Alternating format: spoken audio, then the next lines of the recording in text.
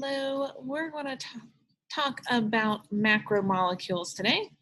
By the end of this lesson, you should be able to describe the properties of the monomers and the types of bonds that connect the monomers in biological macromolecules. So one of our first reactions we have illustrated here, where in all of these we've got two molecules, like these two here, combining to form water. This process is referred to as dehydration synthesis. In dehydration synthesis, a hydroxyl group, an OH, and a hydrogen atom from a different monomer are removed so that they can then form a bond.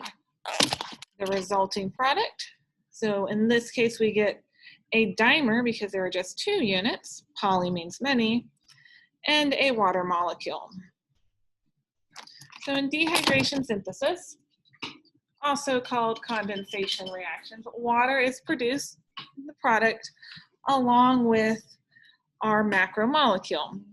So here we start off with dimers, there's just two. As we add on more and more pieces, then we get to our polymer. Poly means many, di means two, mono means one. Here, to reverse that, we have hydrolysis.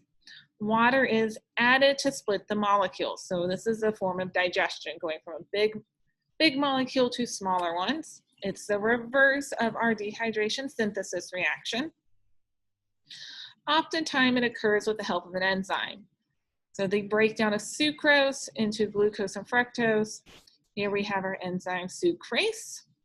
It's helpful to remember that most enzymes are going to end with ASE, ACE. Most enzymes end with ACE. So when we look at our different macromolecules, so our first group were the nucleic acids. In our nucleic acids, we get a sequence of nucleotides bonded together.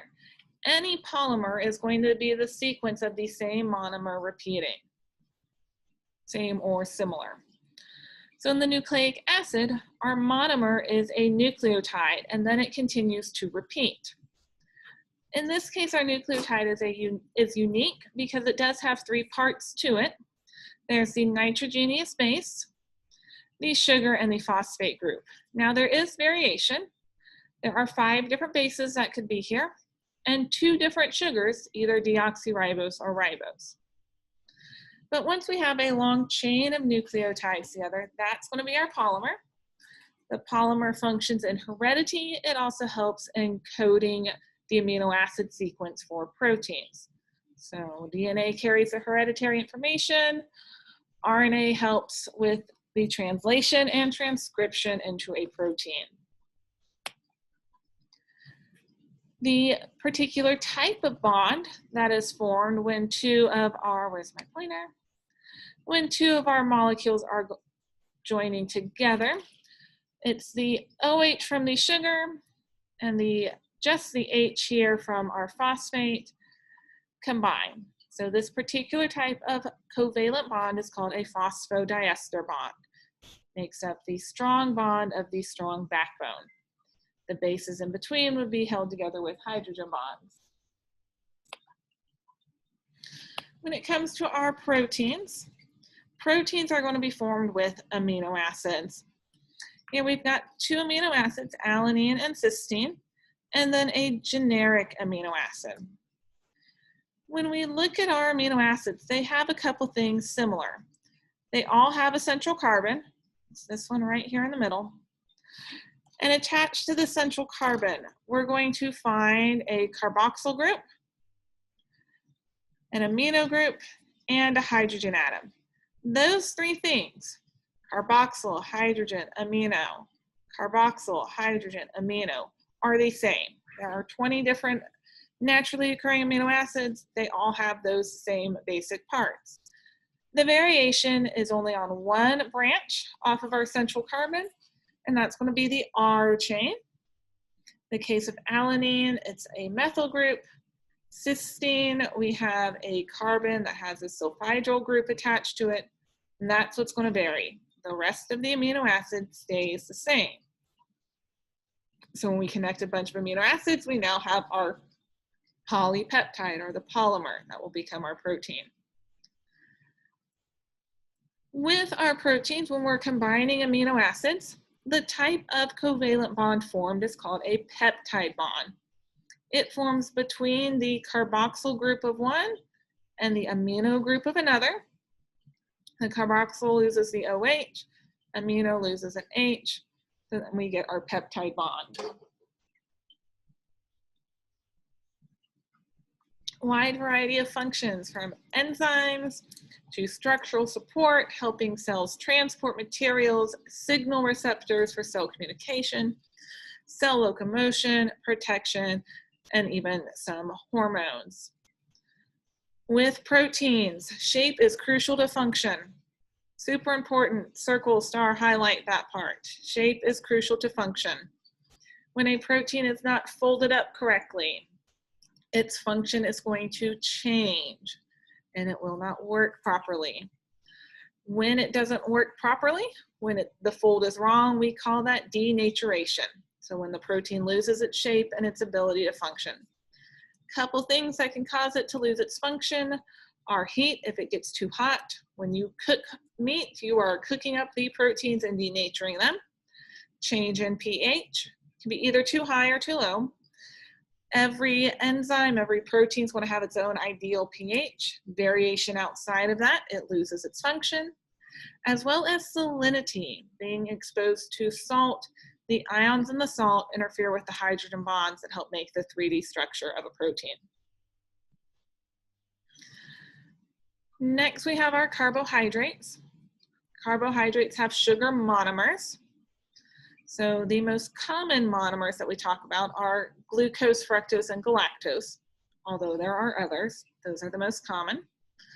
And when these monomers join together, we get a polysaccharide. So monosaccharide, single sugar, disaccharide, like the sucrose from on the first slide, and then polysaccharides, many monomers. When we look at our monomer, the elements we're going to have are carbon, hydrogen, and oxygen, and those are all going to be in a 1:2:1 ratio. So fructose, glucose, and galactose, their chemical formula is going to be C6H12O6, that same ratio. When we bind them together, we get our polymers. When it comes to our polymers, polymers have sort of two main functions. They're either energy storage or structural support. The ones for energy storage include starch in plants and glycogen, which is in animals. These can be hundreds of glucose or monomer units long. And so we can see these are all made of glucose. Cellulose is made out of beta glucose. That refers to the position on the carbons. And these form glycidic bonds. Structural support polysaccharides include cellulose and chitin. Both of these are found in cell walls. Sorry about that. The cell walls of plants are made of cellulose. Cell walls of fungus are going to be made of chitin. Chitin also shows up in the exoskeleton of some of our arthropods. Chitin makes them crunchy when you step on them. And when we look at chitin, it is unique. So these should be hundreds of molecules long. Chitin's unique, it actually has a nitrogen on it. So we think of carbohydrates as having carbon, hydrogen, and oxygen, and that's it. Occasionally there's another one thrown in there.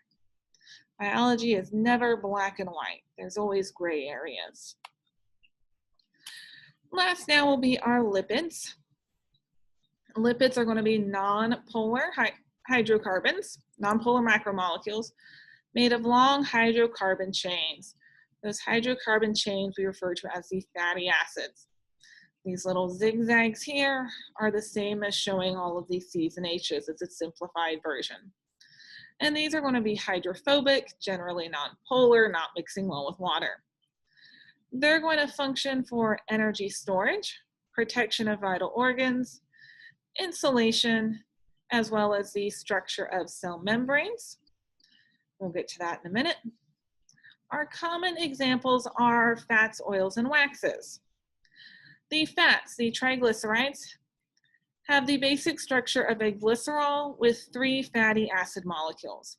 These are not considered to be true polymers. We don't have many repeating units. We have 4 units, and that's it.